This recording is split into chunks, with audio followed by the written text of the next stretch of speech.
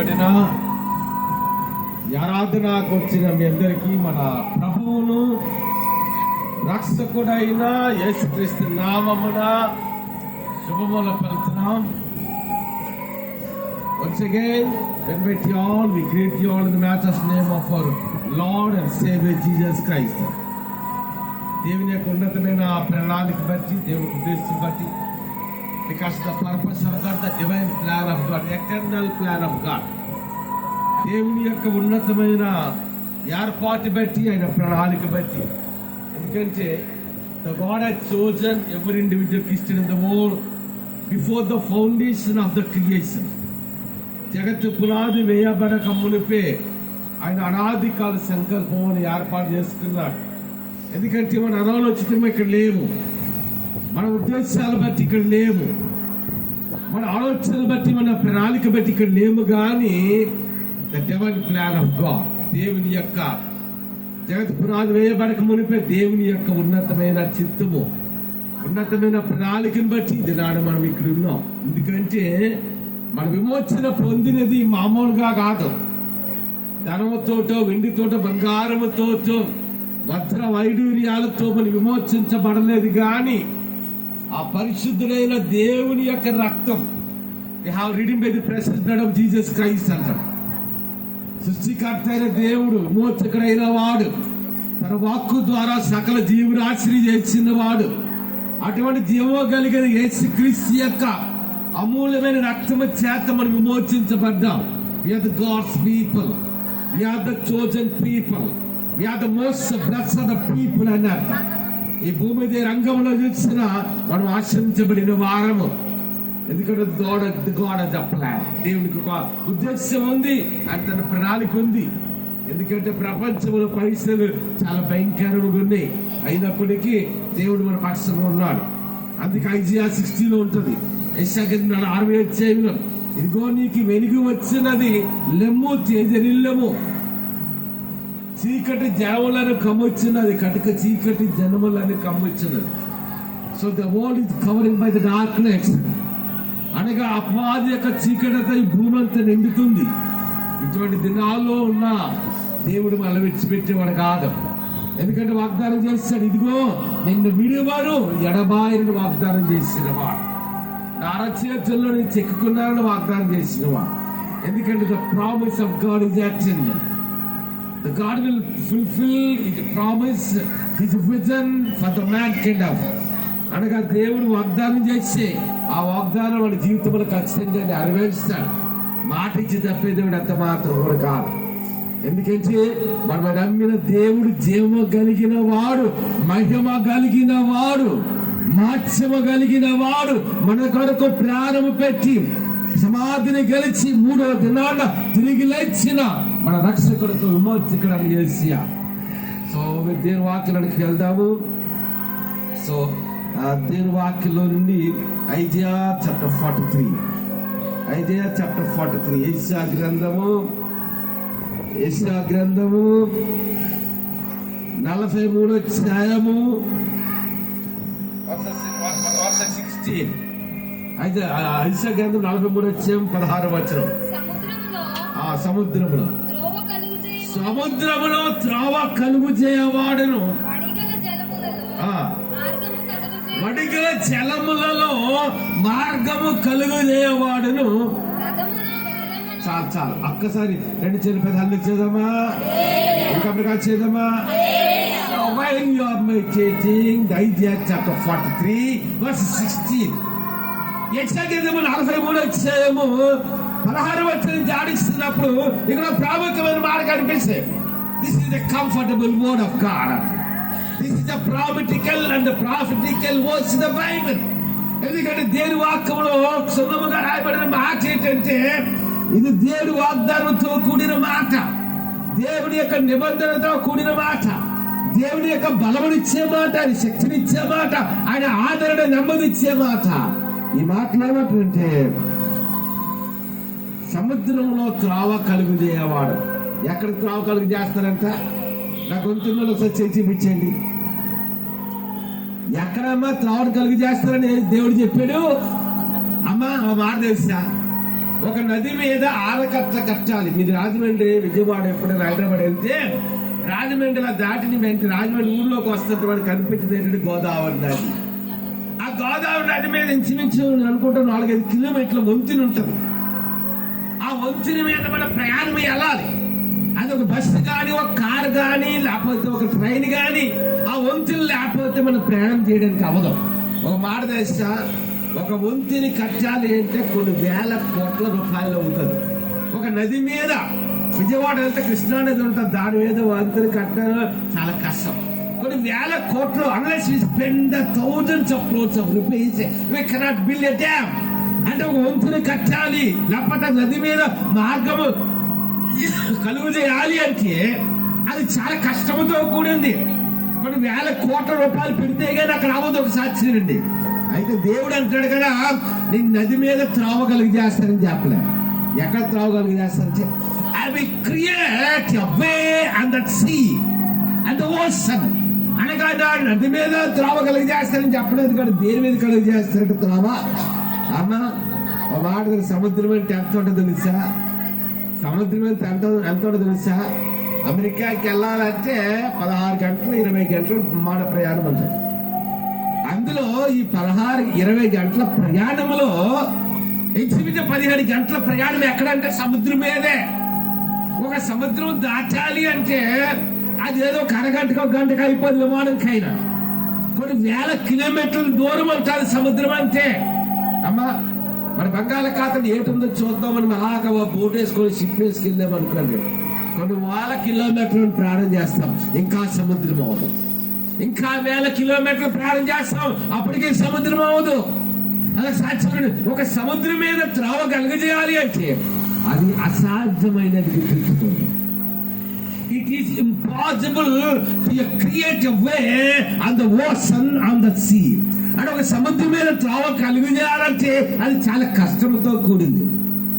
ఎంత కష్టం అంటే ఏ మానవుడు జ్ఞానానికి అందదు. అంతేనా కాదా? అటువంటి అంటే దేవుడు వాక్యం ఎలాగుంటుందంటే అసాధ్యాలను సుసాధ్యాలుగా చేసేవాడే యేసయ్య. ఆయనకి అసాధ్యమైనదంటే ఏమి కూడా ఈ లోకంలో లేదు.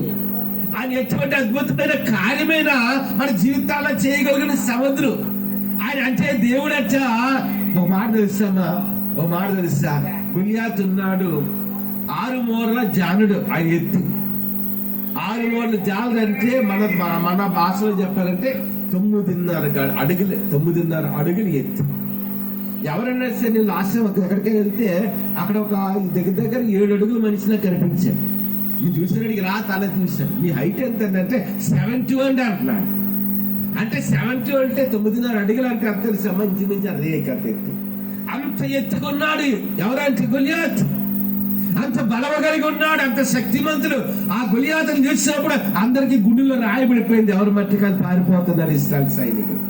ఇస్రాయేల్ సైన్యం అంతా పారిపోతున్నారు. గొలియాత్ సవాల్ చేస్తున్నాడు, ఇదిగో మీరు ఎవరైనా యూత్ ఇస్రాయేల్ ఎవరైనా సరే దాని పోరాడడానికి మీరు ఎవరైనా సరే సిద్ధముగా ఉన్నారు. గొలియాత్ సవాల్ చేస్తున్నాడు ఇస్రాయేల్ దేశానికి, ఆ రాజ్యానికి, ఆ సైనికులకి.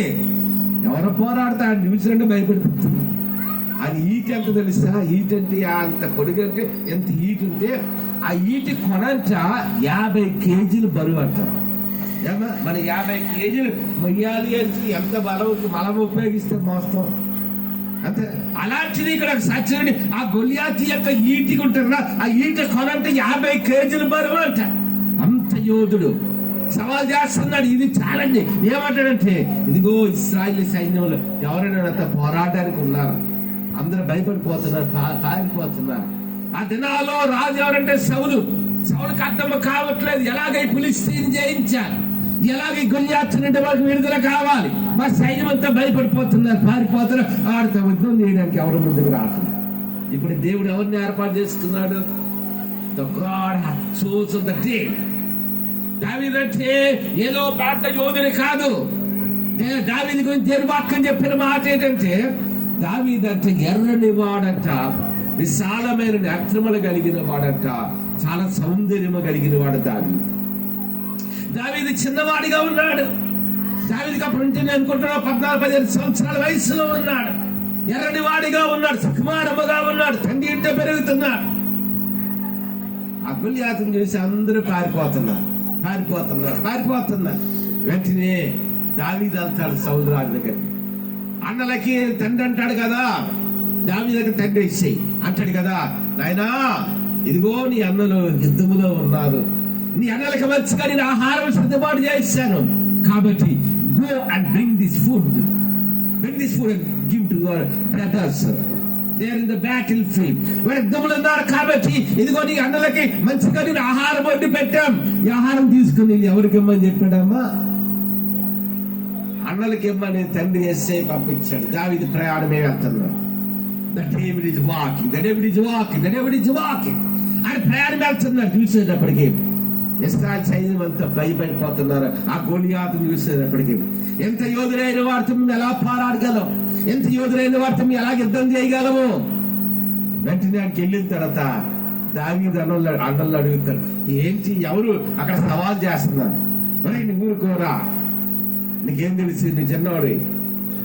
ఎందుకంటే దావీదు అన్నలందరూ కూడా యోధులే, వారికి కూడా మంచి బలమైన వారు, మంచి శక్తి కలిగిన వారు. వారందరూ దావీదు అన్నలందరూ కండలు తిరిగి ఉన్నారు. వెంటనే దావీదు అంటున్నాడు కదా, సున్నతి లేని ఫిలిష్తీయుడు ఎవరు జీవము కలిగిన యెహోవా దేవుని తృణీకరించడానికి.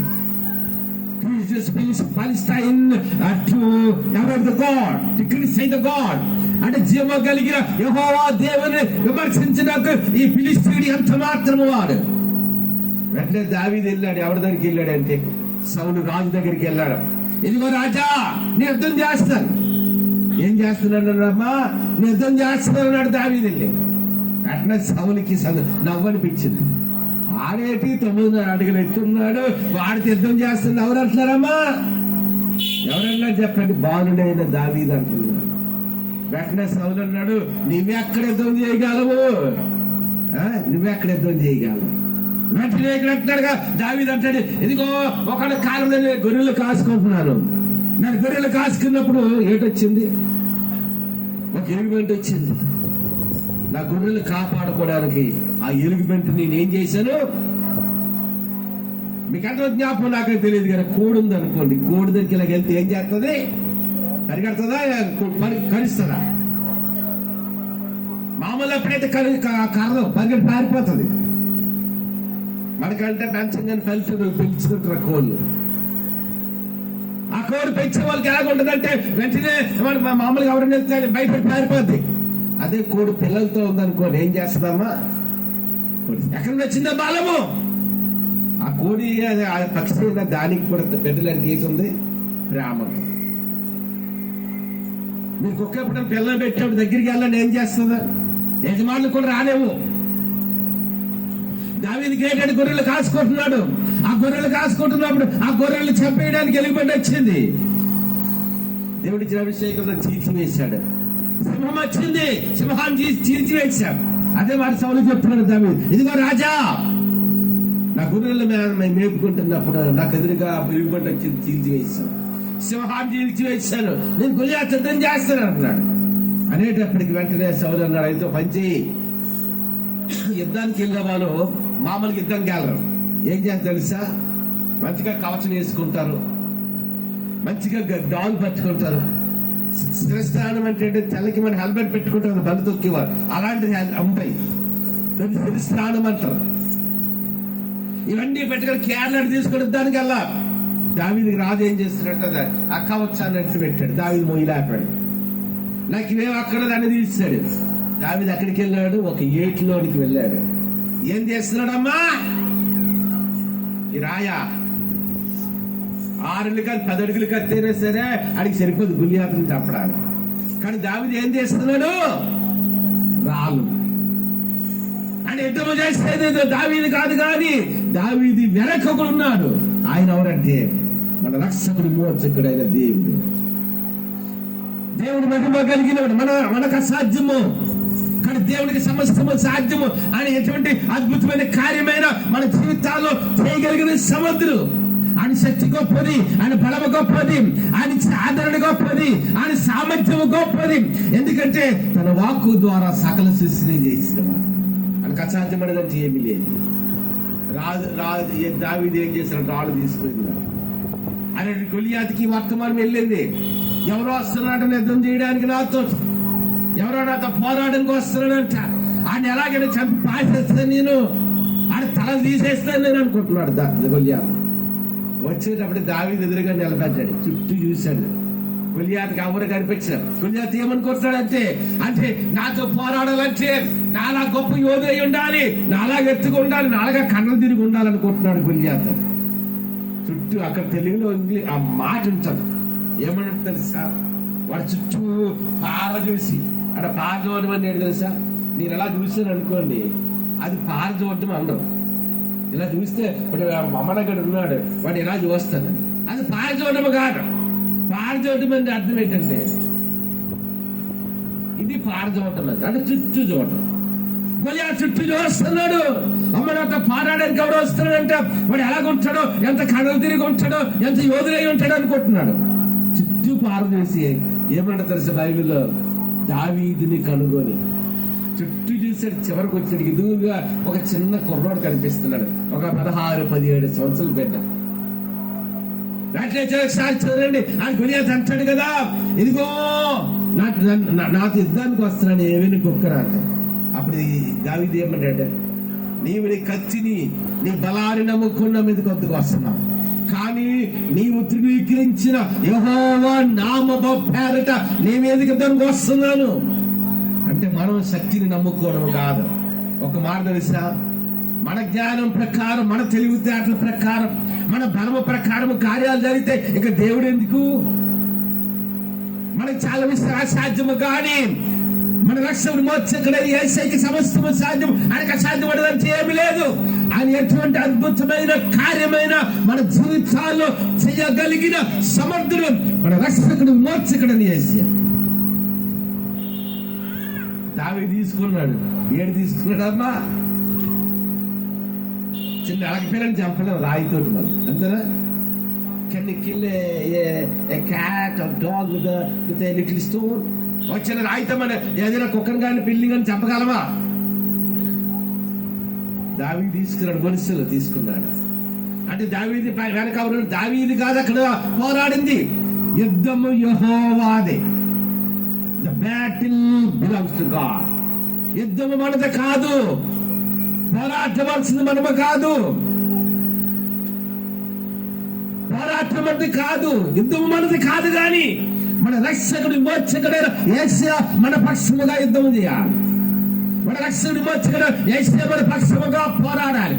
మనకి విజయం ఇచ్చేది ఆయనే, మనకు సమృద్ధి ఇచ్చేది ఆయనే, మనకు ఆరోగ్యము గాని, నెమ్మది గాని, ఆదరణ గాని, రక్షణ విమోచన ఇవ్వగలిగినది ఎవరంటే మన రక్షకుడు విమోచకుడు యేసయ్య మాత్రమే. అందుకే దావీదు ఏమంటాడు తెలుసా, యుద్ధము ఎవరిదంటే యుద్ధము, ఆ యుద్ధం జరుగుతుంది గొల్లియాతుకి దావీదుకి మధ్య కాదు, గొల్లియాతుకి దేవుడికి మధ్య యుద్ధము జరుగుతుంది. ఇదిగో నీవైతే నీ శక్తిని నమ్ముకొని వస్తున్నావు, నీ బలం నమ్ముకొని వస్తున్నావు, నీ కండలు నమ్ముకొని వస్తున్నావు. కానీ దావీదు ఎవరు నమ్ముకుని వెళ్తున్నాడు? ఈ లోకం. అందుకే అంటే దేవుని గొప్పతనం మనకు అర్థం కావాలి. అందుకే దేవుడు అన్నాడు, ఒక నది మీద ఆనకట్టని నది మధ్యలో దారి కలిగి చేస్తారుగా, ఆ నది మీద దారి కలిగి చేస్తాడు కదా. చిన్న కాలం మీద వంతుని కడతానని దేవుడు అన్నాడు. అమ్మ వంతుని ఆ కాలం మీద వంతుని కడతారా? అది ఇదే కదా. ఇక్కడ ఎక్కడ దారి కలుగు చేస్తారంట, ఎక్కడమ్మా? ఒక నది మీద కాదు, ఒక కాలం మీద కాదు, ఒక ఆనకట్ట మీద కాదు, కానీ ఎక్కడంటే సముద్రము మీద. The God will create a way on the water. సముద్రం మీద. ఒక మాట తెలుసా, విదేశానికి వెళ్తున్నాడు, ఫ్లైట్ కిటికీ పక్కన కూర్చున్నాను. ఆ కిటికీ పక్కన చూస్తుంటే సముద్రం మీద 4.5 గంటల ప్రయాణంలో 4 గంటల సముద్రం మీదే ఉంది. ఇలా కిందకి చూస్తుంటే సిప్పులు పెద్ద పెద్ద కొండంత 10 కొండల ఎత్తే సిప్పులు సేవల్లా కనిపిస్తుంది. అంటే సముద్రం మీద ఎన్ని గంటల ప్రయాణం చేసినా సరే ఇంకా సముద్రం ఉంటుంది. మహాసముద్రాలు ఉన్నాయి. అటువంటి సముద్రాల మీద అంటే దాని అర్థం ఏంటంటే, we have to understand the God's word in a right way. దేవుని వాక్యాన్ని మనం సరైన విధానంగా అర్థం చేసుకోవాలి. అంటే ఇక్కడ దేవుడు అంటాడు కదా, ఇదిగో నీ సముద్రంలో దారిని కలుగు చేస్తున్నాడు. అర్థం ఏంటంటే, అంత గొప్పవాడు మన దేవుడు, మనకు అసాధ్యమైనది ఏముంది? ఆయనకి అసాధ్యమైన ఏమైనా ఉందా ఈ లోకంలో? ఆయనకి సాధ్యం కాని కార్యం అంటే ఏమైనా ఉందా ఆ లోకంలో? అమ్మ వాక్యం వినాలి. ఆయనకి అసాధ్యమైన ఈ లోకంలో ఏమి లేదు. ఆయన ఎటువంటి అద్భుతమైన కార్యమైన మన చేతిలో చేయగలిగిన సముద్రం, చనిపోయిన శవాలు సైతం లేపగలిగిన పోవడం. అంతేనా? లాజరు బాలేనప్పటికీ వేసి వెళ్ళి, ఇదిగో లాజరు నువ్వు నన్ను చాలా ప్రేమించావు, నాకంతా శ్రమించేసావు, ఇదిగో నువ్వు అనారోగ్యంతో బాధపడుతున్నావు కదా, నీకు అంటే నేను స్వస్థనిస్తే వెళ్ళు.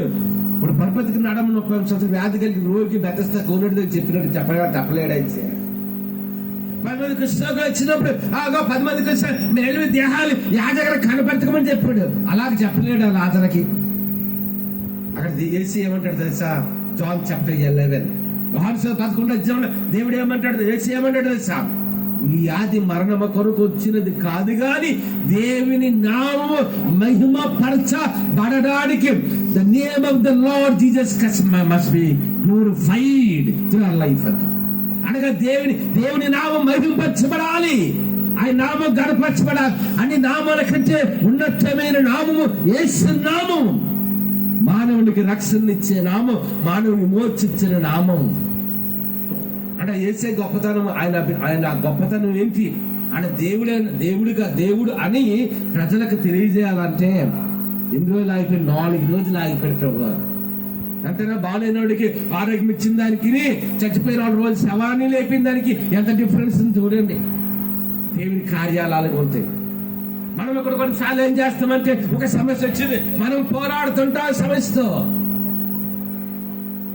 ఒకప్పుడు బాధ ఉంది, మనం పోరాడుతుంటాం అప్పుడు బాధతో. మనం పోరాడము కాదు. We have to commit our situations unto the God. We have to rededicate our life for the Lord.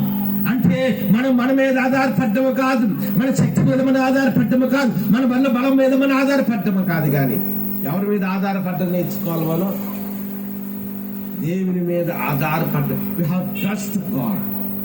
We have to depend on the God. ఎందుకంటే ఒకసారి 30 సంవత్సరాలు వ్యాధిగా రోగిని బాగు చేసినప్పుడు కానీ, 10 మంది కుష్ఠరోగులు శిథిలుగా చేసినప్పుడు కానీ, రక్తస్రావం కలిగే స్త్రీ అయితే 12 సంవత్సరాలు బాధపడ్డారు. ఎన్ని సంవత్సరాలమ్మా? A woman was suffering with bleeding for 12 long years. Not months, not years. 12 long years. 12 long years. 12 సంవత్సరాలు బాధపడ్డది. ఏమ్మా? ఒక 4 రోజులు బాధపడితేనే ఒంట్లో బలం ఉండదు. ఎన్ని సంవత్సరాలమ్మా? She spent all the amounts she have. She said like bro, ఆమె కొన్నదంతా ఏమేం చేసుకుంది. అంతే మనం కూడా ఏం చేస్తామంటే, బాగుపోతే ఆ డాక్టర్ దగ్గరికి వెళ్తాం, ఇంకా రోగం బాగుపడలేదు ఇంకో డాక్టర్ దగ్గరికి వెళ్తాం, అక్కడ బాగుపడలేదు ఇంకో డాక్టర్ దగ్గరికి వెళ్తాం. ఇలా 10 మంది డాక్టర్లు తిరుగుతుంటాం. అదేదో మొట్టమొదటి మనకు సమస్య వచ్చినట్టు ఎక్కడ మోకరించాలి? When we get the trouble, we have to kneel down in the presence of God. ఒక సమస్య వచ్చినంటే దేవుని సన్నిధిలో మోకరించడం నేర్చుకోవాలి. అందుకే దావీదు అన్నాడు, యుద్ధం అనేది ఎవరిదట? యెహోవాది. మన కాపాడగలిగిన వాడు ఆయన, మన భద్రపరచగలిగిన వాడు ఆయన. అందుకే ఇక్కడ చూస్తున్నప్పుడు సముద్రంలో త్రావ కలిగి చేయవాడను. ఏదమ్మా? అలా ఇప్పుడు చెప్పండి అసలు బైబిల్ వడిగలి జలం అంటే ఏంటి అమ్మా? వడిగలి జలం అంటే ఏంటి నన్ను చెప్పమంటారా? వడిగలి జలం అంటే హిమాలయ పడతాను 2005వ సంవత్సరం వెళ్ళినప్పుడు నేను చూశాను. ఆ కొండల మీద 2 దారులు అలా పడుతుంటే వాటర్. ఎందుకంటే హిమాలయ పడతాలన్నీ మంచు ఐస్తో ఉంటాయి. అది ఏ తోట అంటే ఐస్ కరుగుతుంటుంది. ఆ ఐస్ కరిగి మరి గంగా నది, యమునా నది అలాగే ఏర్పడ్డాయి. హిమాలయ పర్వతాలు పుట్టిన నదులు నదిలో ఆ నీరు అలాగ వాటర్ లాగా పెద్ద వాటర్ ఫాల్స్. అంటే వడిగలి జలం అంటే అర్థం ఏంటంటే చాలా ఫాస్ట్ గా ప్రవహించే నీరని. మామూలుగా నదికి చూసినందుకు కొండ మీద అప్పుడైనా వాటర్ ఫాల్కి వెళ్ళాడు, అరకులో కూడా ఉంది వాటర్ ఫాల్. ఆ వాటర్ ఎలా పడుతుంది అంటే మెల్లిగా పడదు, చాలా ఫాస్ట్ గా పడుతుంటది వాటర్. దాన్ని వడిగల జలములు అంట. అటువంటి ఎక్కడంటే త్రోవ కలిగి చేస్తాడైనా వడిగల జలం. ఎందుకు మొన్న వరదలకి ఏంటని తెలుసా? టీవీలో చూపించి మీకు అంతమందిగా తెలిసేది నాకు చూసాను, నాకు తెలియదు. ఇద్దరు వ్యక్తులు అంతా ఏదో మాత్రం పని మీద వెళ్ళారు, వరదలో చిక్కుపడిపోయారు. ఇద్దరు కలిపి చెట్టుని పట్టుకుని ఏలబడుతున్నారు. రెస్క్యూటీని రక్షించేళ్ళ తరఫు నుంచి ఉండలేదు. కానీ అలాగా ప్రవాహాలుగా నీళ్ళు మనం దాటాన్ని ప్రయత్నం చేసి మనకి ఏటవుతావు, కొట్టుకెళ్ళిపోతాం. కొట్టుకెళ్తావా ఖచ్చితంగా కొట్టుకెళ్తాం. అలాంటిదంటే ఇక్కడ దేవుడు ఎక్కడ కలుగు చేస్తాడంటే, ఒకటి సముద్రంలో and create a way on the water first of all. ఇంకా రెండవదిగా మరంటే వడిగల చలములలో ఏడిగలు చేస్తారంటే మార్గం. అంటే మనుషునికి అసాధ్యమైన దేవుడికి సాధ్యం, మనకు అసాధ్యమే. ఎందుకంటే the human power is limited. మన శక్తి కానీ, మన సామర్థ్యము కానీ, మన జ్ఞానము కానీ, మన ఎబిలిటీస్ కానీ చాలా తక్కువ. కానీ అనంతమైన జ్ఞానము కలిగిన వాడు, అనంతమైన శక్తి కలిగిన వాడు, అనంతమైన మహత్యము కలిగిన వాడు ఎవరంటే దేవుడు. ఇది చెయ్యలేడు దేవుడు అనేది లేదు. God can do any miracle in our life. ఆయన ఎటువంటి అద్భుతమైన కార్యమైన చేయగలిగిన సముద్రం. ఒక మాట గుర్తించుకుని ఆత్మీయ జీవితం అంటే we have to understand the Lord Jesus Christ in the right way. దేవుని మనం సరైన విధానంలో అర్థం చేసుకోవాలి. Our God is not dead God. మన దేవుడు చనిపోయిన దేవుడు కాదు. మానవులకు రక్తము కాచాడు, మానవులకు ప్రాణం పెట్టాడు. కానీ ఆయన సమాధి చేయబడి మూడవ దినాన్ని ఏం చేశాడు? దేవుడు అన్న మాటకు అర్థపెడుతుంది సార్, దేవరింపబడిన వాడు. దేవుడిలో చాలా గుణాలు ఉంటాయి. దేవుడు ప్రేమించేవాడు, దేవుడి శక్తి కలిగిన వాడు, దేవుడి మహత్సవం కలిగిన వాడు, దేవుడి ప్రభావం కలిగిన వాడు, అన్ని నిజమే. అన్నిటికంటే అర్థమేంటి తెలుసా? అన్నిటికంటే ఆయనలో గొప్ప గుణం ఏంటంటే ఆయన జీవము కలిగిన వాడు. దేవుడు అంటే మరణము లేనివాడు. ఆయనకి మరణము లేదు, పుట్టిక కానీ మరణము లేదు. ఆయన ఆది దేవుడు, అనాది దేవుడు, మొదటి నుండి ఆయన ఉన్నవాడు. That is the meaning of God. ఆయనకి మరణం అనేది లేదు. మరణాన్ని జయించినవాడు. ఒక మాటలో చెప్పాలంటే మృత్యుంజయుడైన అటువంటి దేవుడిని మనం నమ్మాం. అంతేనా? చాలా సార్లు మనం మర్చిపోతుంటాం. ఏంటంటే నా దేవుడు బ్రతికే ఉన్నాడు, ఏసీ బ్రతికే ఉన్నాడు. నా ఏసీ ఇప్పటికీ తండ్రి కృపాసన కూర్చొని నా కొరకు విజ్ఞాపన చేస్తున్నాడు. నా దేవుడికి అసాధ్యమైనదంటే ఏమీ లేదు. ఎటువంటి అద్భుతమైన కార్యమైన నా దేవుడు చేయగలిగిన సమర్థులు.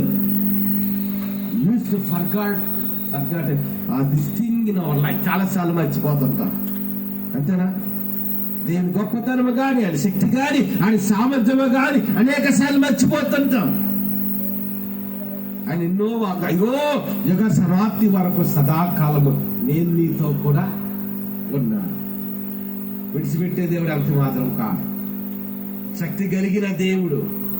ఆయన ఎటువంటి అద్భుతమైన కార్యమైన మనకు చేయగలడానికి ఆయన సముద్రం కోట్ల దేవదూతల చేత ఆ పరలోక రాజ్యములో ఇదిగో సైన్యముగా యెహోవా పరిశుద్ధుడని మానక సిద్ధింపబడుతున్న మన పరమతండ్రి దేవుడు.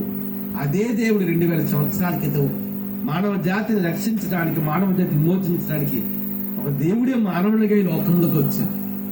మహిమను విడిచిపెట్టాడు, మహత్యాన్ని విడిచిపెట్టాడు, తన కూడా ఘనతను విడిచిపెట్టాడు. కోట్ల దేవదూతల్ని పరలోక రాజ్యమును విడిచిపెట్టి మానవుని రక్షించడానికి, మానవునికి మోక్షించడానికి దేవుడే మానవునిగా ఈ లోకానికి వచ్చాడు. ఎంత గొప్ప దేవుడు చేశారా! దేవుని యొక్క ప్రేమ గొప్పది, ఆయన కనికరము గొప్పది, ఆయన వాత్సల్యము గొప్పది. అందుకంటే నాకు సాక్షులండి వడిగల చలములలో అమ్మా వర్సెస్ 19 చదవండి. అతని ముందు 18 చదవండి ఒకసారి. 18 వర్షం ఏం జ్ఞాపకం చేసుకోవాలట? ఒక మాట మీరు గుర్తించుకోండి.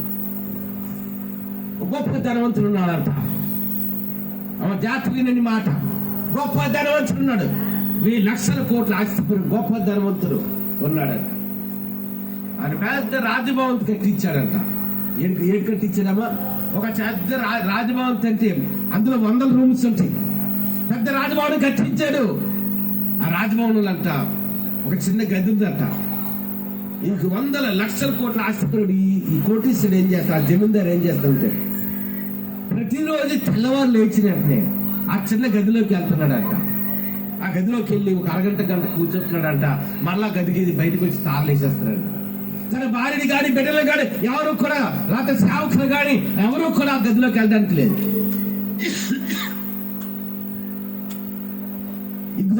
ఈ యొక్క జమీందారు భార్యకి అర్థమవుతుంది ఏంటి, ప్రతిరోజు ఆ గదిలోకి వెళ్తాడు, ఒక గంట కూర్చుంటాడు, మళ్ళా బయటకు వచ్చే గది తాళం వేసేస్తున్నాడు. బిడ్డలు అనుకుంటున్నారు వారి కుమారులకు ఇంకా ఏంటి, ప్రతిరోజు కూడా everyday the rich man is going to the particular room. ఎందుకు ఈ గదిలోకి వెళ్తున్నాడు, ఎందుకు అరగంట ఉన్నాడు, అసలు గదిలో ఉందంటే ఈ యొక్క జమీందారు భార్య అనుకుంటున్నారు, పిల్లలు అనుకుంటున్నారంట, అమ్మో మా హస్బెండ్ ఆ గదిలో ఏదో పెద్ద పెద్ద బంగారు మోతలు వజ్రాలు అక్కడ దాచారేమో, అందుకని రోజు వాటిని చూసుకోవడానికి వెళ్తున్నాడు అనుకున్నారట. ఆ తర్వాత ఈ జమీందారు కొడుకులు కూర్చున్నాడు, అమ్మో ఎంతో బంగారం వెండి వజ్ర వైడూర్యాలు అక్కడ ఉన్నట్టున్నాయి, అందుకే మా నాన్న రూముని జాగ్రత్తగా ఎవరిని వెళ్ళవట్లేదు అనుకున్నాడు. ఒకరోజు ఈ జమీందారు ఏదో పని మీద వేరే దేశానికి ప్రయాణం వెళ్ళాడట. వెంటనే ఈ యొక్క జమీందారు భార్య పిల్లలు అనుకుంటున్నారంట, అసలు గది తెరిచి చూద్దాం అసలు ఏంటుంది అందులో. వెంటనే తాళా తీసి గదిలోకి వెళ్తే ఒక పాత ట్రంక్ పెట్టి ఉందంట. ఏంటుందమ్మా, పాత ట్రంక్ పెట్టి ఉంది. ఆ ట్రంక్ పెట్టి పక్కన వేయడం తెలుసా, చిరిగిన ఒక 2 జతల బట్టలు, ఒక పాత చెప్పులు, ఒక చిరిగిపోయిన గొడుగు ఉందంట. ఏంటున్నాయమ్మా, చిరిగిపోయిన 2 జతల బట్టలు, ఒక పాత గొడుగు, ఇంకేటుంది చిరిగిపోయిన చెప్పులు. ఈ భార్యకి, జమీందారు భార్యకి వాళ్ళ పిల్లలు అర్థం కాదు ఏంటి, ఇంకా ఈ రూమ్ లో జాగ్రత్త చూసుకున్నాడు, తాళం వేసేస్తానంటే ఈ రూమ్ లో ఏదో వజ్రాలు ఉన్నాయి, వైడూర్యాలు అనుకున్నాం కానీ ఏటున్నాయి ఆ రూమ్ లో. ఆ తర్వాత ఆ దేశాన్ని ముగించుకుని మళ్ళా జమీందారు వచ్చాడు. జమీందారుని అడుగుతున్నారంట, ఏంటండి నాయన ఏంటి ఆ చిన్న పాత ట్రంక్ పెట్టింది ఎందుకు ఆ గదిలో భద్రపరిచావు, ఆ గదిలో చిరిగిపోయిన ఆ చెప్పులు గాని లేకపోతే చిరిగిపోయిన బట్టలు గాని ఎందుకని జాగ్రత్త చూసుకుంటున్నామని అడిగితే జమీందారు ఏమంటే తెలుసా, ఒకప్పుడు నా జీవితం ఇది, ఒకప్పుడు ఏంటమ్మా జమీందారు జీవితం, ఏమి చేసుకోండి బట్టలు లేక చిరిగిపోయిన బట్టలు వేసుకొని తిరిగాను నేను, కాళ్ళకి చెప్పులు లేక చిరిగిపోయిన చెప్పులు వేసుకొని తిరిగాను, అది నా జీవితం. కాబట్టి మనం ఎప్పుడు ఎంత ఉన్నతంకి వెళ్ళా మనం ఏ స్థాయి నుండి వచ్చాం ఎప్పుడు మర్చిపోకూడదు. అతను చెప్పిన మాట, మనం ఏ స్థాయి, మనం ఈ లోకం ఉన్నట్టు ఎలాగున్నాం, దేవునికి దూరంగా ఉన్నప్పుడు ఎలాగున్నాం, ఒకప్పుడు మనం యేసయ్యని నమ్మకం ముందు అని రక్షకుని మోచకునిగా స్వీకరించిన ముందు మన జీవితం ఎలాగుండేది, యేసయ్య నమ్ముకున్న తర్వాత మన జీవితాలు ఎలా బాగుపడ్డాయి. అందుకే దావీదు సామాన్యుడు తిరిగి అంటాడు కదా, నా ప్రాణమా యెహోవాను సన్నిధించము, నా అంతరంగమున సమస్తమా అని పరిశుద్ధ నామమును సంధించము. అది ఇంగ్లీష్ మంచి మాట, my soul don't forget the benefits of God in your life. నా ప్రాణమా యెహోవాను సంధించు, ఇదిగో నా అంతరంగమున సమస్తమా ఆయన పరిశుద్ధ నామమును సంధించు, నా ప్రాణమా యెహోవాను సంధించు ఆయన చేస్తున్నట్టు. అందుకని భక్తుడు ఏమని రాస్తున్నాడు, మునిపటి రాజు అంటే గత కాలంలో దేవుడు మనల్ని ఎలాగ ఆదరించాడు, మన కష్టం ఉన్నప్పుడు దేవుడు ఎలాగ మనల్ని ఓదార్చాడు, మన తింటానికి ఆహారం లేనప్పుడు దేవుడు ఎలాగ మనల్ని పోషించుకున్నాడు. కాబట్టి మునుపటి వాటిని మనం ఎప్పుడు కూడా ఏం చేసుకోవాలి, we have to remember the miracles of God in the previous life. గత జీవితంలో దేవుడు చేసిన మేలును ఉపకారములను మనం ఎప్పుడు కూడా మర్చిపోకూడదు. We have to give the thank. ఒక్క మాట చెప్పాలంటే మనం చర్మాలు చెప్పులు కుట్టించిన దేవుని రుణం మనం తీర్చుకోలేం. ఏదమ్మా, మనం చర్మాలు తీసి ఆయన చెప్పులు కుట్టించిన దేవుని యొక్క రుణం మనం తీర్చుకోగలమా? ఎన్నో మేలులు చేశాడు. మనకు తినడానికి ఆహారం లేనప్పుడు ఆహారం ఇచ్చి మనల్ని పోషించాడు, కట్టుకోవడానికి బట్టలు లేనప్పుడు బట్టలు ఇచ్చి మనల్ని చూశాడు, బిడ్డలకు రక్షణ లేనప్పుడు చదివించుకొని పరిస్థితి లేనప్పుడు బిడ్డలకి మంచిగా ఆదరణ ఏర్పాటు చేస్తాడు. కాబట్టి వెంటనే జమీందారు అంటున్నాడు, ఒకప్పుడు నా స్థితి ఏంటి, ఒకప్పుడు నాకు కట్టుకోవడానికి బట్టలు లేవు, చిరిగిపోయిన బట్టలు వేసి తిరిగేవారు, ఒకప్పుడు నాకు కాళ్ళకి చెప్పులు లేవు, చిరిగిపోయిన చెప్పులు వేసుకుని తిరిగి నా పాత జీవితం అది, ఇది నా దేవుడు నన్ను ఎలాగంటే ఉన్నతంగా ఆశ్రయించాడు. అందుకే మాట అంటున్నాడు కదా, మునిపటి వాడి remember the miracles of God in your previous life. దేవుడు మన జీవితంలో గత కాలంలో ఎటువంటి అద్భుతమైన కార్యాలు చేశాడు. అంటే మన సూచక్రియలు చేశాడు, మన ఎలాగ ఆదరించాడు, మన పక్షముగా ఎలాగ గొప్ప కార్యాలు చేసి మన ఎలా పోషించాడు అనేది మర్చిపోకూడదు. అంతేనా? ఒక మాట గుర్తించుకోండి, ఒక 160 అంతస్తుల బిల్డింగ్ కట్టాలంటే దానికి ఏంటి ఉండాలి? పునాది ఉండాలి. పునాది లేకపోతే కట్టడానికి కావాలి. The whole construction will be depend on that foundation. అలాగే మన ఆత్మీయ జీవితాన్ని కొన్ని బేసిక్స్ తో కట్టుకోవాలి. నాయన గత జీవితంలో ఈ మేలు చేసావు, గత జీవితంలో ఉపకారం చేసావు, గత జీవితంలో ఇలాగ ఆదరించావు, నేను గత జీవితంలో ఇంత లేని స్థాయిలో నుండి నేను ఈ స్థాయికి తీసుకెళ్తాను. ఒక అవనస్తుడు 7th క్లాస్ చదవడానికి డబ్బులు లేక కుటుంబాన్ని పోషించుకోవడం తండ్రి బాధ్యతగా లేకపోతే వదిలేసి పనికి వెళ్ళి 400 రూపాయలు నెలకి. ఇంకా గమనిస్తాడు కనీసం మరి ఆ కాలేజ్ ఫీజు కట్టుకోవడానికి బస్సులో డబ్బులు లేకుండా తెల్లవారింటింటికి పేపర్ వేసుకుని తిరిగినాడు. అంతేనా? మనం ఏ స్థాయికి వచ్చినా, మనం ఎక్కడి నుండి వచ్చాం, ఏసే నమ్మకం మన జీవితం ఎలాగుండదు, ఏసే నమ్మకం ఉంది ఎటువంటి కష్టాల్లో ఉన్నా, ఏసే నమ్మకం తర్వాత దేవుడు ఏ విధంగా మనం పోషిస్తున్నాడు, ఎలాగ మనం సమృద్ధిస్తున్నాడు. అందుకట్లాడు మునపటి వాటిని ఏం చేయాలంట? దేవుడు మన జీవితం, గత జీవితంలో ఆయన చేసిన మేలుని, ఆయన చేసిన ఉపకారాలని మనం ఏం చేయాలంటే we have to remember. ఒక మాట తెలుసా? దావీదు గురించి దేవుడు తన భక్తుల గురించి ఒక్కొక్కరి గురించి ఒక మాట అన్నాడు. యేసేపు గురించి అన్నాడు, ఫలించని కొమ్మ అన్నాడు. దానియేలు అన్నాడు, దానియేలు నాకు అత్యంత ప్రియుడు అన్నాడు. అబ్రహాము గురించి అన్నాడు, విశ్వాసులకు తండ్రి అన్నాడు. మోషే గురించి అన్నాడు, ఇదిగో నా ఇల్లంతా నమ్మకమైన వాడు అన్నాడు. దావీదు గురించి ఏమన్నాడు తెలుసా? దావీదు నా హృదయానుసారని. ఎందుకన్నాడు దేవుడు అక్కడ హృదయానుసారని? ఎందుకన్నాడు తెలుసా? దావీదుకు తెలుసు. అందుకనే ఆ కృతజ్ఞత 103వ కీర్తన రాస్తున్నాడు, నా ప్రాణమా యెహోవాను సన్నుతించుము, నా అంతరంగము నా సమస్తమా ఆయన పరిశుద్ధ నామమును సన్నిధించు, నా ప్రాణమా యెహోవాను సన్నుతించుము. ఆయన చేసిన ఉపకారములలో దేనిని దేవుడు మన జీవితంలో చేసిన మేలుని బట్టి, ఆయన మన జీవితంలో చేసిన ఉపకారములను బట్టి మనం ఏం చేయనప్పుడు కూడా, ఇప్పుడు చెప్పాను కదా, మన చర్మంతో ఆయనకు చెప్పులు కుట్టించినా సరే ఆయన రుణం తెరదు. దేవుడు మనకు చేసిన దాంట్లో చర్మంతో చెప్పులు కుట్టించినా మనకు ఆయన చేసిన ఏళ్ళకి మనకు రుణం తీర్చుకోలేదు. దేవుడు అంత గొప్ప దేవుడు, ఎంత గొప్ప దేవుడు. అందుకంటాడు మునపటి వాటిని జ్ఞాపకం చేసుకున్నాడు. పూర్వకాలపు సంగతులను తలంచుకొనుకుడి, ఇదిగో నేను ఒక నూతన క్రియ ఏడు చేస్తారంట. ఇదిగో నేను ఒక నూతన క్రియ చేయబోతున్నాను. I do a miracle in our life. ఏ క్రియ అంటమ్మా? అమ్మా ఆ మాటని చెప్తాను చూడండి. 4 రోజుల క్రితం నేను చికెన్ కూర వండుకున్నాను. ఎక్కువ వండిసారు పాస్టర్ గారు, కొంచెం తిని మిగతా ఫ్రిడ్జ్ పెట్టాం. ఫ్రిడ్జ్ ఎట్టకపోతే ఈరోజు ఉండింది, రేపు వారికి ఉంటా తిండి 2 రోజులు దాడితే ఉండదు. అంతేనా? నేను అన్నం వండుకున్నాం కదా ఇంట్లో మధ్యాహ్నం. ఆ అన్నం అలా పక్కన పెట్టి ఇప్పుడు తింటామా? ఏం చేస్తాం చెప్పండి? మళ్ళా కొత్తగా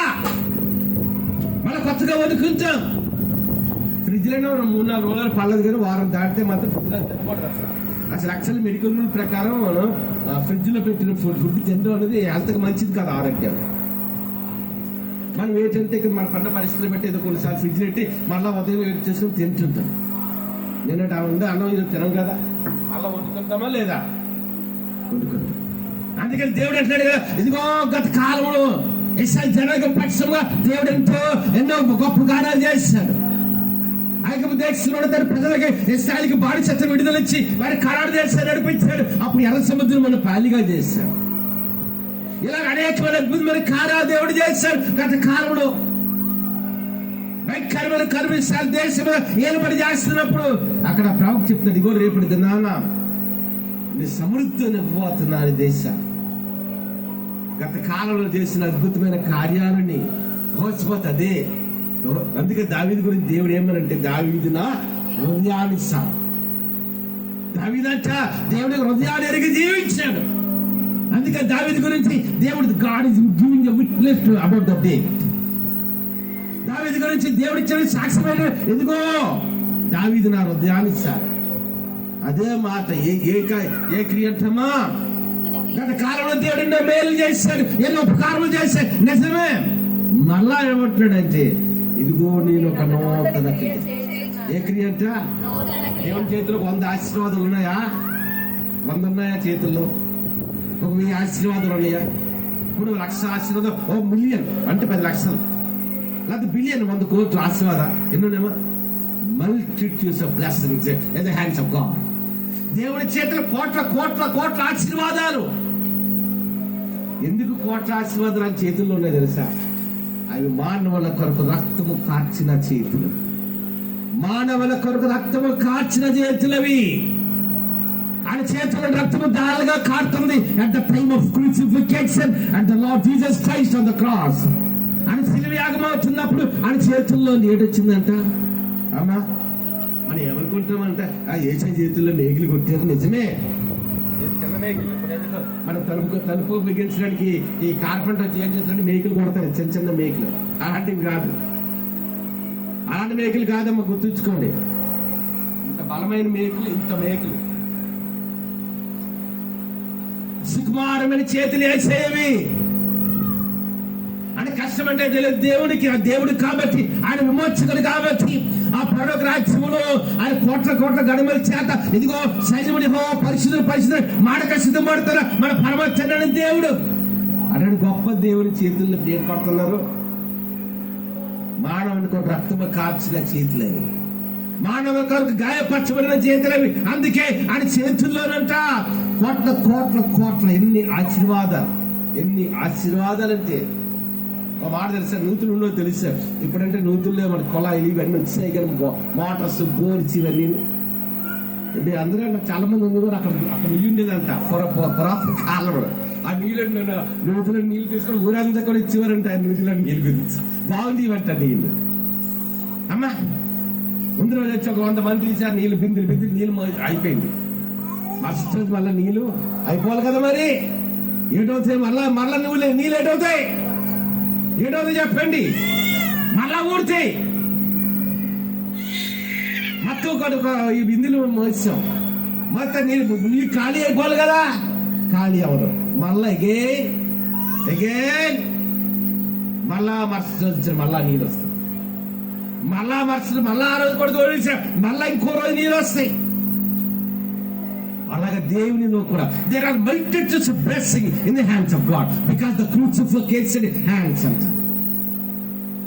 అంటే మానవ రక్తము కార్చిన చేతులు కాబట్టి ఆయన చేతుల్లో ఉండి కోట్ల కోట్ల కోట్ల ఆశీర్వాదం.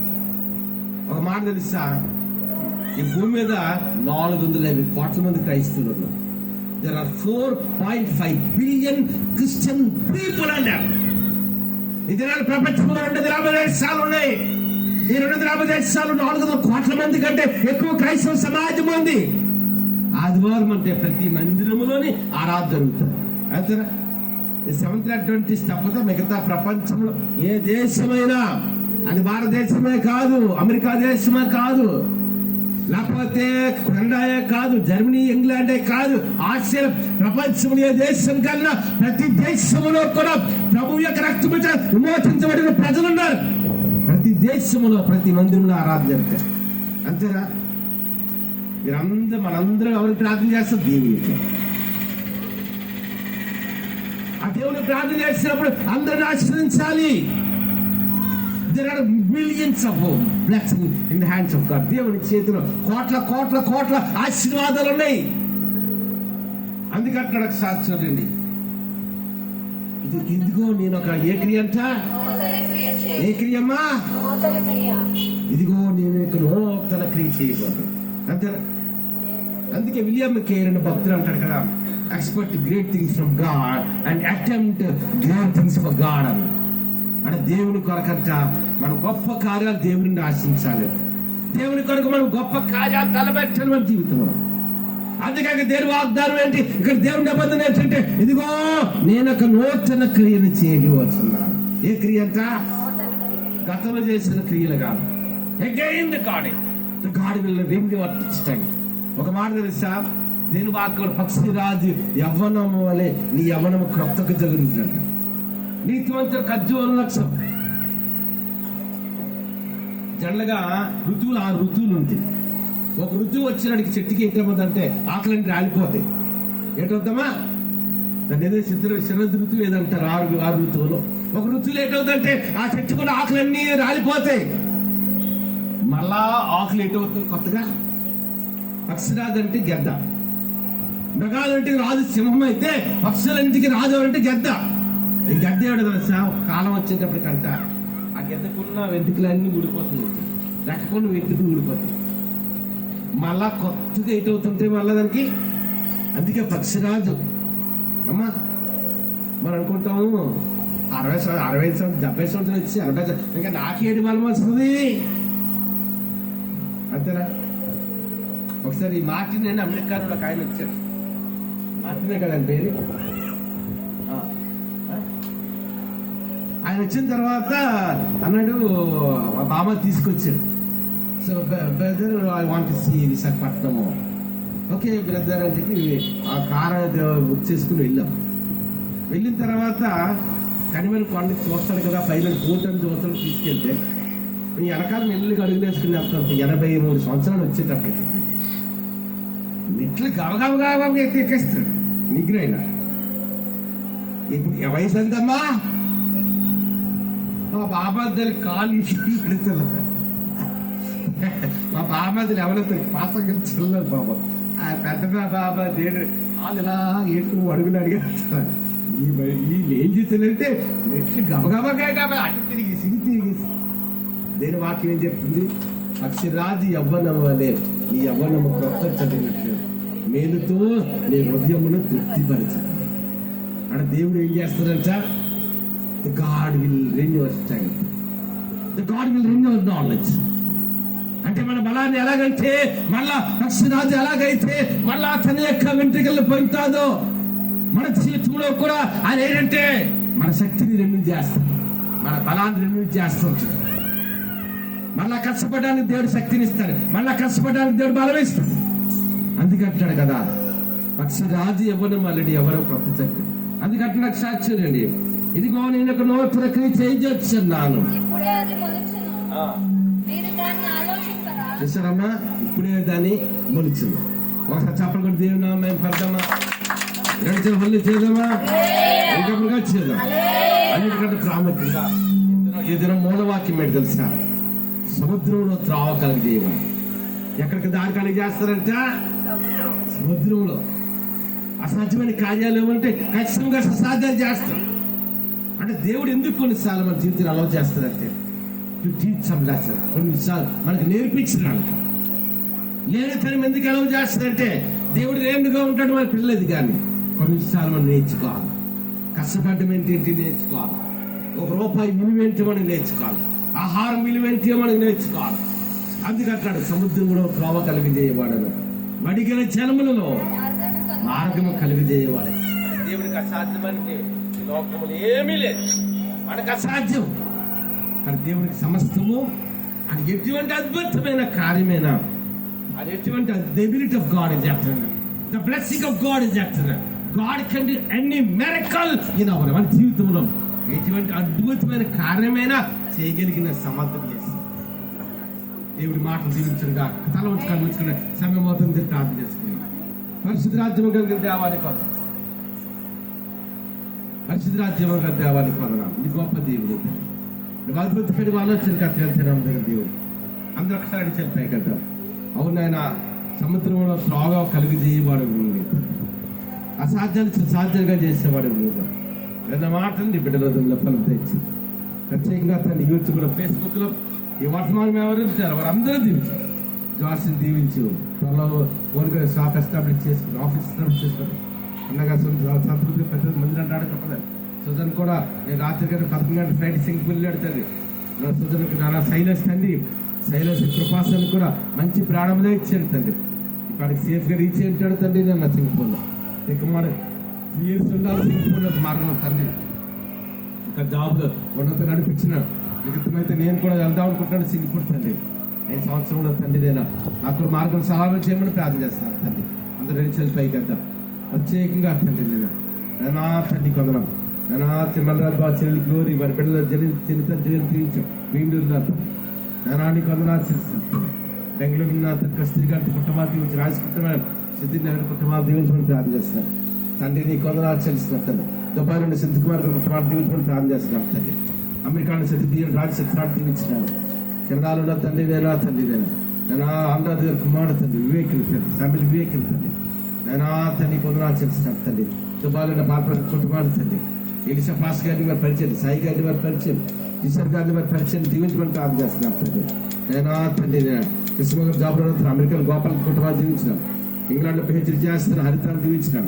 న్యూజిలాండ్ జాన్ డేవిడ్ కుటుంబాన్ని దీవించమని ప్రార్థన చేస్తున్నాను తండ్రి. నేను తండ్రి ఐర్లాండ్ లో పిహెచ్డీ చేస్తున్నాం. వినయ్ గారు దీవించినాను. బెంగళూరు ఉన్న సౌజన్యాన్ని దీవించినాను. కొందరు నేను నీకు కొందరు ఆచరిస్తున్నాను తండ్రి. నేను దుబాయ్లో పాత్ర కుటుంబాన్ని రమణ గారి, కుమార్ గారి, ప్రసాద్ గారి వారి కుటుంబాలు వారు చేస్తున్న జాబ్స్ దీవించమని ప్రార్థన చేస్తున్నాను తండ్రి. నేను ప్రత్యేకంగా తండ్రి నేను తండ్రి కూడిన ప్రతి ఒక్కరు కూడా నేను పేరు దీవించడం తండ్రి. నేను తండ్రి ప్రియాంక అమ్మజలు నడిపించాను. ప్రియాంక బుద్ధి గారి గర్భంలో ఇచ్చాను తండ్రి. నేను ప్రగతికి శిరీష్ గారి గర్భంలో ఇచ్చాను. నేను నీకు వందనాలు అన్నం కూడా గత వారం బాలేనప్పుడు స్వస్థలు ఇచ్చాను. నేను నీకు వందనాలు చేస్తున్నాను తండ్రి. నేను తండ్రి నేను యశ్వాని సుందరరావు గారు మరి బిడ్డలు వ్యక్తిపలు దర్శింపాలు దీవించుకుంటాను చేశాం. రెడ్డికి మంచి జాబ్ ఇచ్చాను తండ్రి. నవీన్ కూడా త్వరలో మంచి సంబంధం సెటిల్ అవడానికి నవీన్ వివాహం క్రైస్తవ వివాహం మా చేతిలో నవీన్ వివాహం జరగడానికి ఇచ్చాను. ప్రతిగా తండ్రి గారికి మా తమ్ముడు చెల్లి కుటుంబానికి రక్షణ ఇచ్చాం. ప్రతిగా చెల్లి కుమార్తె వివాహం కూడా ఘనంగా జరగడానికి నీకు అప్పుడు ఇచ్చాం. అది ప్రౌఢ మనం మాకంతా సర్వీస్ చేస్తున్నా వారి సర్వీసులు కూడా దీవించమని ప్రార్థన చేస్తున్నాం తండ్రి. నీకు కొందరు ఆచరిస్తున్నాం తండ్రి. కూడిన ప్రతి ఒక్కరిని కూడా పేరు దీవిస్తున్నాం తండ్రి. నీకు కొందరు ఆచరిస్తున్నాం తండ్రి. నీకు కొందరు ఆచరిస్తున్నాం తండ్రి. గొప్ప దేవుడు తండ్రి, మహిమ కలిగిన వాడో తండ్రి. నేను తండ్రి జర్మనీలో ఉన్న ನನ್ನ కుమార్ గారి కాపే అల్లుడు రాజేష్ గారు కూడా జాబులో వాళ్ళంతా నడిపించమని ప్రార్థన చేస్తాను తండ్రి. నేను అందరూ నడిచిన పైకేద్దాం. నేను వర్ధన్ గారి, కమలం గారి, గిరివికి నీ బలమైన శక్తి ఆరోగ్యాలు ఇచ్చి నడిపించింది. నేను తండ్రి దిలీప్ని దీవించి, కల్పన దీవించి, నేను దిలీప్ కల్పనకి ఇచ్చింది. ఇద్దరు బిడ్డలు కూడా ప్రాణి మన బిడ్డలిద్దరూ నేను జ్ఞానం నుండి వయసు నీతిని మనిషి కల్పన ఇచ్చాను తండ్రి. దిలీప్ కూడా జత దేశాల మార్గం సలామం చేయండి తండ్రి. తండ్రి నేను వెంకటరావు రత్నం గారిని, తండ్రి జాన్ బాబు గారి, మేరీ గారి మనకి ఇచ్చిన బిడ్డ అని యునైస్ని దీవించిన వారు చేస్తున్న వ్యాపారం దీవించినాను తండ్రి. నేను కూడిన ప్రతి ఒక్కరిని కూడా పేరు దీవిస్తున్నాను తండ్రి. తండ్రి కొందరు ఆచరిస్తాను. సంఘంలో వచ్చినప్పుడు గొప్ప విడుదల దయచాను. చాలా మంది ఎన్నికలు ఆరాధించడానికి గొప్ప దయచాను. ఎందుకంటే ప్రాముఖ్యంగా యూట్యూబ్ లో, ఫేస్బుక్ లో ఈ వర్తమానం ఎవరైతున్నారో వారందరూ దీవించి ఆశించాను. ఏసునాం పిడికొచ్చినాం తండ్రి. ఆమె సత్యమే ఇచ్చాను, రక్తమే ఇచ్చి సత్యం కాక పరమత దేవుని ప్రేమ కుమారుడు వేసుకొచ్చి అతనికి అర్చన పరిశుద్ధాత్మని సహవాసం ఇక్కడ కూడిన మనకి ఈ వాక్యం యూట్యూబ్ లో, ఫేస్బుక్ ప్రతి ఒక్కరికి సకల పరిశుద్ధ తీసుకొని జరగకుండా ఇప్పుడు ప్రభుత్వం సదాకత నడిపించింది కాక ఆమె.